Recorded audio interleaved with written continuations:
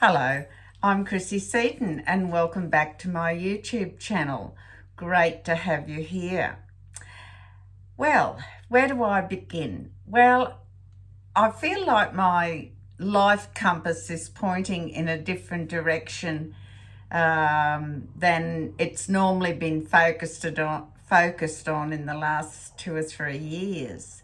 So I thought it would be pertinent to talk to you ladies about that.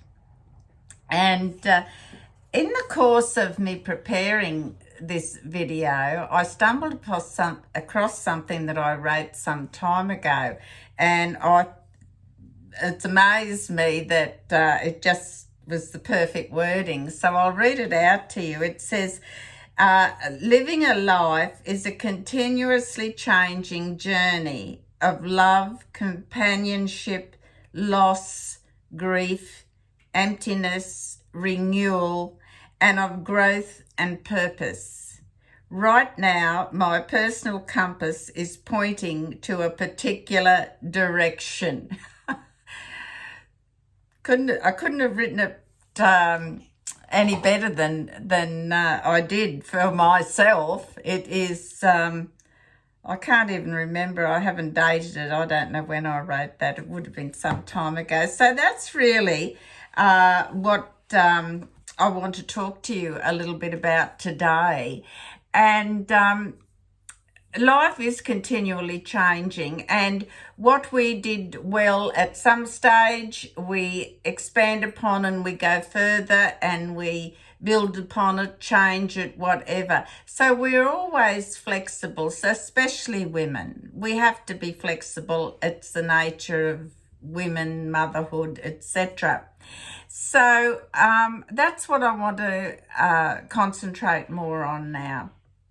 So let me start at the beginning and the story will make more sense. In my early life, I had a great love of drawing, illustrating, and writing, but particularly illustrating. And I loved, I used to excel and enjoy frogs, flowers, bears and horses. I just seemed to always stick to those.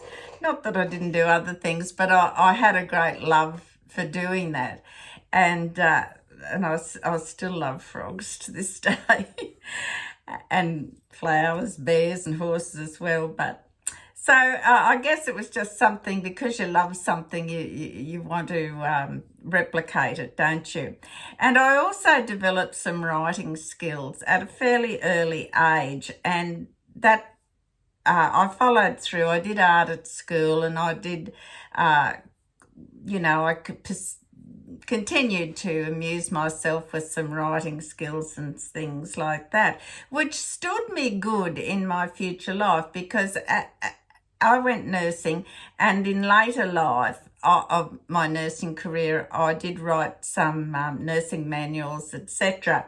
So I did put it to good use. I didn't waste those God-given skills. I've never not acknowledged that it was just something I was able to do. And so during my spiritual growth, and especially in my latter years, that love of God led me to developing the current YouTube channel that I have, my Noahide family. And with the simple purpose was just to, if it could be of help to some Noahides, then I was satisfied with that. I didn't set any unrealistic goals or expectations. I thought if it only helped one person, then it's worth doing. And I still believe that concept is correct. So, and thus far, on reflection, this channel has now got over 300, I think it's 330 something videos now on this channel, which it just creeps up on you. I didn't kind of realise. My grandson reminds me of recent times, just how it's growing.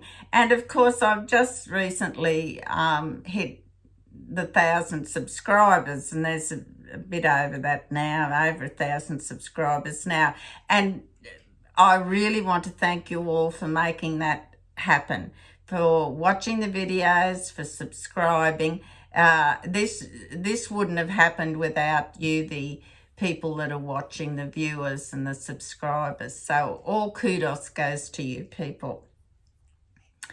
Now, this channel, as I said, I didn't start with any highfalutin ideas or plans. I thought I'll just see how it goes. And thanks be to God, I think it has been of some help to people. So moving forward, what are some of the changes that we're going to see in order to, I guess, prioritise future directions with this channel, and also some personal choices I'm sort of making at the same time. So don't panic, it's okay, nothing's wrong. So now what is going to actually happen? Well, you are in the habit of seeing Women of Wisdom weekly, usually on my Wednesday in Australia. It's probably another time or day in other countries, but normally I've done the Women of Wisdom on a Wednesday. Well, each week this channel will provide, first of all, it will continue to provide the live Noahide prayer gathering, and that is on a Tuesday, 10 a.m. Australia time, and we don't have daylight saving in Australia, in Queensland, thankfully. So that will continue, nothing will change there. So it's recently been implemented, the live Noahide prayer gathering, and that will continue, no changes there. Now, you can also watch that live prayer later. If you can't see it live, you can, it goes onto the channel later, and you can watch it at your own leisure or participate in it then. Now, the Women of Wisdom, was normally on a Wednesday, as you would be seeing today, but I'm going to move that to Friday. Now, there are reasons for that, which, but it will, so I will publish that video, the Women of Wisdom video, I will publish Friday at 2 p.m. at this stage. So, and what is going to happen, there's going to be more direction from me towards assisting righteous women, Gentile women, Noahide women, and young girls, or young females. Now, so I'm moving more towards that, more concentration on support for the women. And that is not to mean anything bad or anything about the men. It's just that I feel there is a great need for women to get support, Gentile women to have support in how they are coping with their faith, how they may not always have their partner, their husband, spouse, whatever, of the same faith. So sometimes there's a need there. And also the mother is really the queen of the house. So her influence with her children is paramount, as we all know.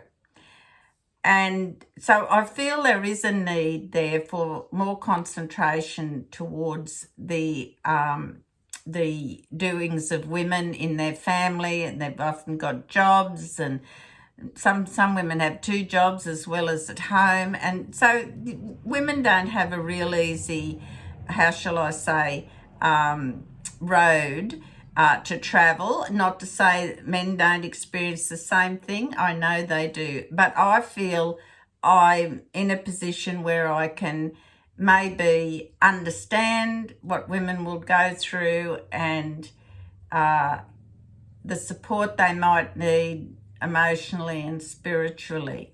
Now, there is an ever-growing need for more encouragement and advocacy for women, to do with many topics, and Noahide women are no exception. Now, these changes that are going to happen will allow me then time to pursue my creative gifts of writing and illustrating, and that will be for the purpose, I anticipate, for being of some use and some help towards the life of Noahide females, righteous Gentiles.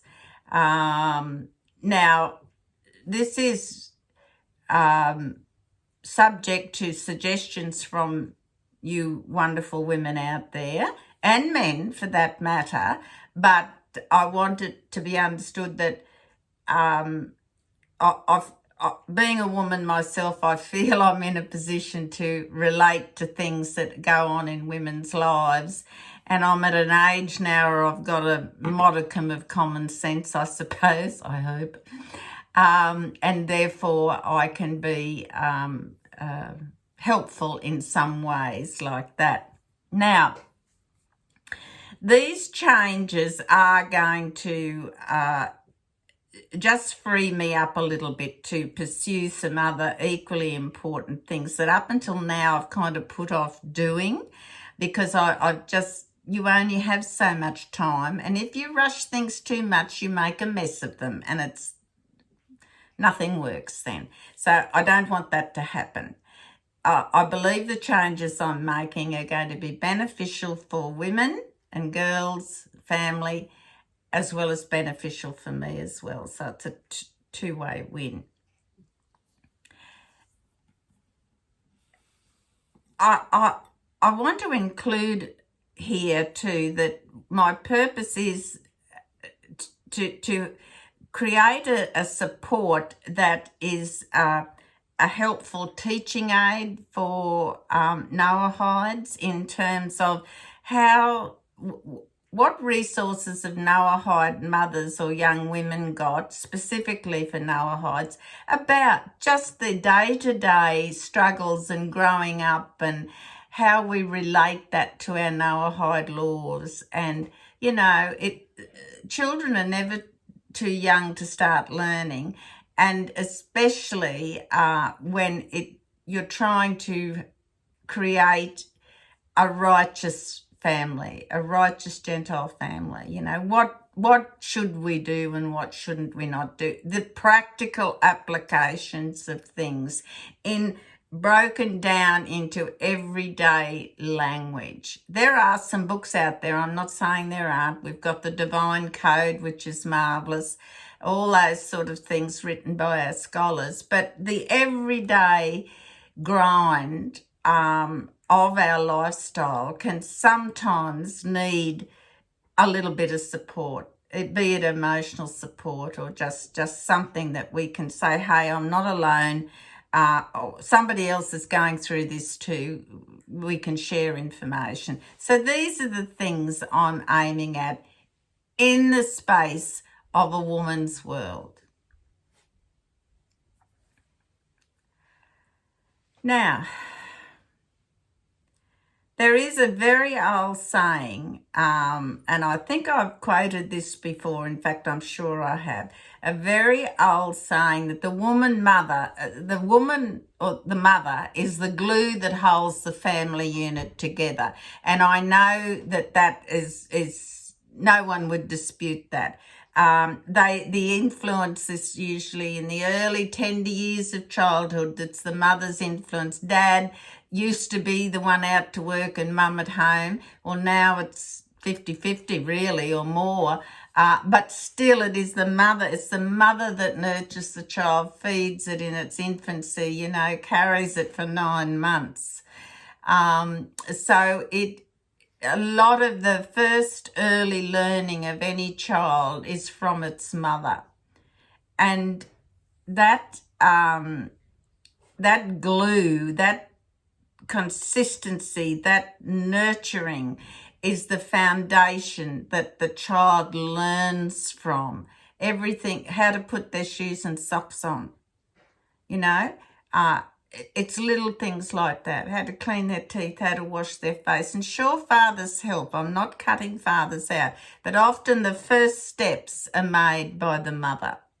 You know, she's on the spot there. And so the mother is a very much an integral part of a child's healthy well-being in those early infant and formative years.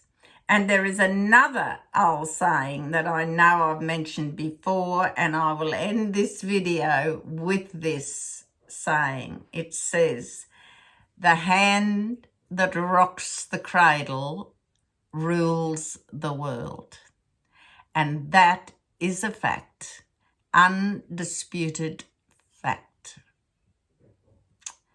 In the meantime, thank you all so very much for supporting my channel. I know in advance you will understand and support my recent decisions. And please take care and God bless.